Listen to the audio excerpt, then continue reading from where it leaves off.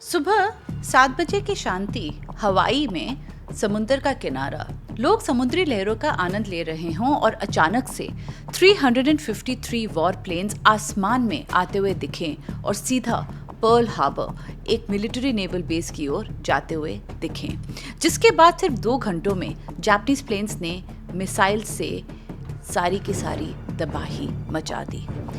8 American बैटलशिप्स को target किया, 3 cruisers and 3 destroyers को नुकसान पहुंचाया। 188 अमेरिकन एयरक्राफ्ट्स डिस्ट्रॉय किए गए और 2403 लोगों की जानें चली गई। जापान के इस अटैक के कारण अचानक से 7 दिसंबर 1941 को अमेरिका ने जापान पर वॉर डिक्लेयर कर वर्ल्ड वॉर II में एंट्री की। A state of war has existed between the United States and the Japanese Empire. इस अटैक का बदला यूएस ने लिया, जिसे आज तक दुनिया का सबसे पहला न्यूक्लियर अटैक का नाम दिया जाता है। जी, हिरोशिमा एंड नागासाकी अटैक। जानते हैं कि ऐसा क्या हुआ था कि जापान ने ये पर्ल हार्बर पे अटैक किया, कैसे और क्यों प्लान किया उन्होंने ये इनह्यूमन अटैक। जी, ये है कहानी पर्ल हार्बर अटैक की। This is the story of Pearl Harbor attack.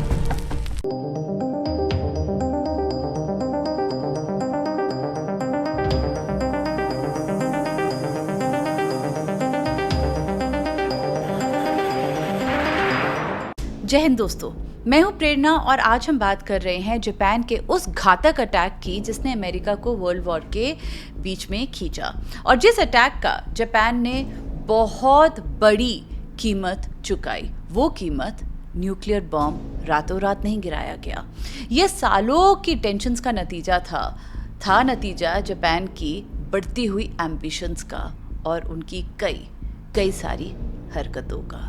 चलिए जानते हैं। Chapter 1: The Road to Pearl Harbor। लेट 19th सेंचुरी में जापान तेजी से बदल रहा था। ये छोटा सा आइलैंड बहुत एम्बिशियस हो इंडस्ट्रियल एम्पायर बन रहा था, पर उसके लिए इस मकसद में एक प्रॉब्लम थी, वो थी रिसोर्सेज। इस द्वीप यानी आइलैंड में रिसोर्सेज की कमी थी। उन्हें चाहिए था कोल, आयरन, ऑयल और रबर बहुत ही ज़्यादा मात्रा में अपनी इंडस्ट्रीज को सस्टेन और ग्रो करने के लिए। इस प्रॉब्लम को सॉल्व करने के लिए उन्होंने चाइना की ओर देखा। चाइना वो देश था जो रिसोर्सेज में बहुत रिच था और आज की तरह ताकतवर नहीं। तो जापान ने 1894 में पहला साइनो जापानीज वॉर किया। चाइना डिफीट हुआ और जापान ने ताइवान कैप्चर किया।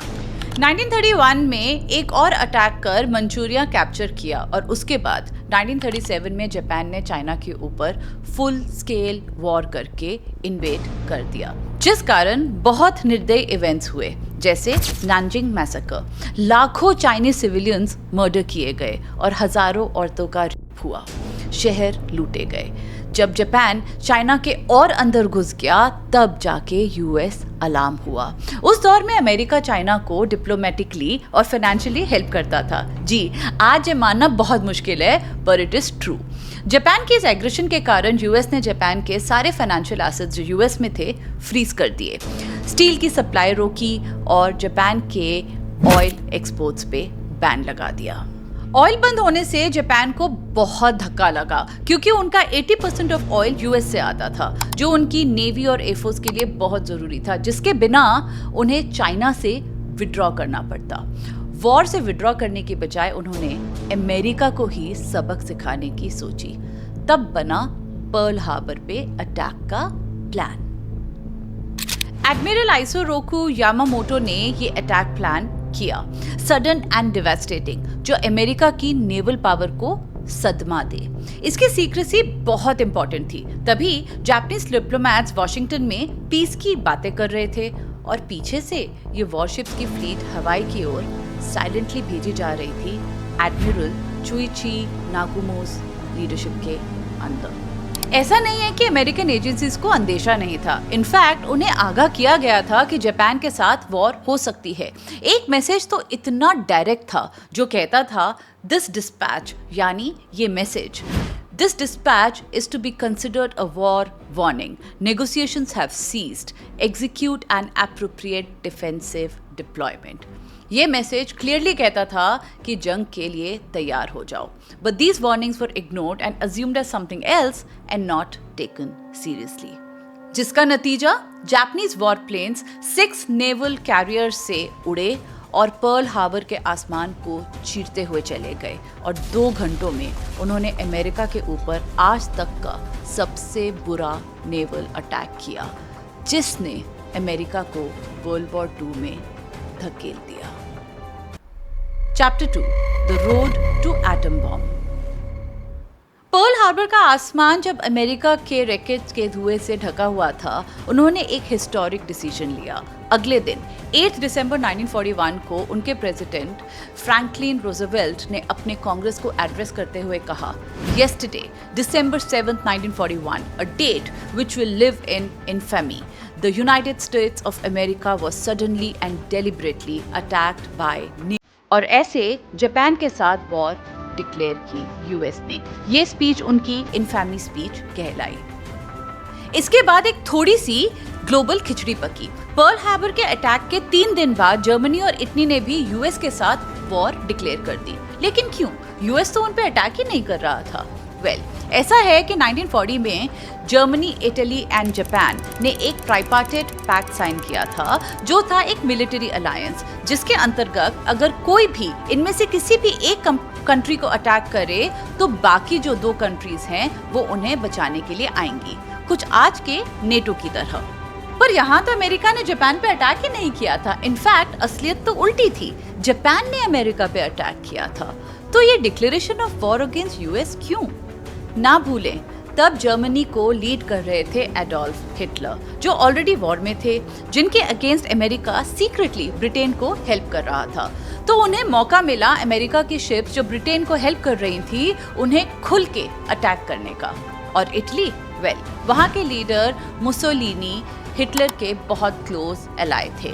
बस उन्हीं को लीड करते, फॉलो करते रहे. यूएस के वॉर में कूदने के कुछ ही समय में जापान को पता चल गया कि उन्होंने एक सोते हुए दैत्य जायंट को जगा दिया है. यूएस ने मैसिव स्केल में वॉर की तैयारी करनी शुरू कर दी. देश भर में वॉर सप्लाई बनाने के लिए फैक्ट्रीज कंज्यूमर गुड्स से वॉर गुड्स बनाने के लिए कन्वर्ट हो गई, जैसे tanks, gun, airplanes, ships, bombs इत्यादि. बहुत मात्रा में यूथ को ड्राफ्ट किया गया मिलिट्री ज्वाइन करने के लिए. ये ऑप्शनल नहीं था. 21 से 35 की एज में अमेरिकन मैन, जो बाद में एक्सपैंड करके 18 to 45 कर दिए गए, उन्हें मिलिट्री के लिए रजिस्टर करना था, which was compulsory as per law, जो बाद में रैंडमली सेलेक्ट होते थे, यानी ड्राफ्ट किए जाते थे. और अगर आप मिलिट्री ज्वाइन करने के लिए मना करते तो इसे फेडरल क्राइम माना जाता. औरतें लार्ज नंबर में सामने आई फैक्ट्रीज में काम करने के लिए. उन्होंने वो सारे के सारे काम किए जो अक्सर आदमियों के लिए बताए जाते थे, जैसे dockyard labour, welders, forklift drivers, electrician, aircraft assemblies and many more. जिस कारण इन औरतों को सिंबलाइज किया गया रोजी द रिवेटर नामक एक फिक्शनल कैरेक्टर से, जो रिप्रेजेंट करती थी उन लड़कियों को, उन लाखों महिलाओं को जिन्होंने वर्कफोर्स ज्वाइन किया when the main were at war.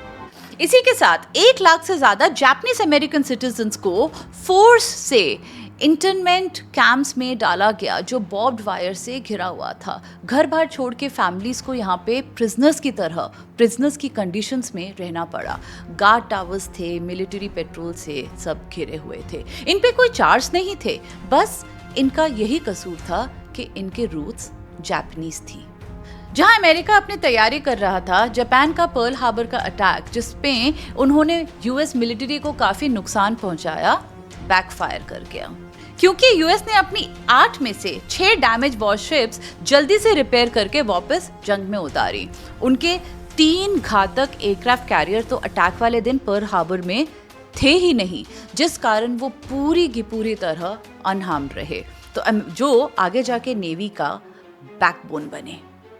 Attack के कुछ 5 महीनों बाद यूएस ने टोक्यो में अटैक किया. ये ऑपरेशन चाहे छोटा था, लेकिन जापान को साइकोलॉजिकली बहुत ज़्यादा झटका लगा. इसके 2 महीने बाद यूएस ने जापान के 4 एयरक्राफ्ट कैरियर डिस्ट्रॉय किए. अब पर्ल हार्बर का अटैक का असर हल्का पड़ने लगा। अगले 4 साल तक जापान को बहुत नुकसान हुआ। हर मेजर आइलैंड पे फाइट, सिटीज पे बॉम्बिंग और लाखों सोल्जर्स और सिविलियंस मारे जा रहे थे। इस सब की परछाई में 1939 में इनिशिएट किया मैनहट्टन प्रोजेक्ट तेजी पकड़ अब फाइनल फेज में आ पहुंचा था। मैनहट्टन प्रोजेक्ट ये वो टॉप सीक्रेट प्रोजेक्ट था जिसके ध्वज तले दुनिया का सबसे घातक बॉम्ब एटम बॉम्ब बन रहा था। मिड 1945 में आते जर्मनी ने सरेंडर कर दिया, लेकिन जापान अब भी लड़ रहा था। लेकिन अब यूएस का हथियार एटम बॉम्ब तैयार था, जो यूएस ने 6 अगस्त 1945 को हिरोशिमा और उसके 3 दिन बाद नागासाकी में गिराया।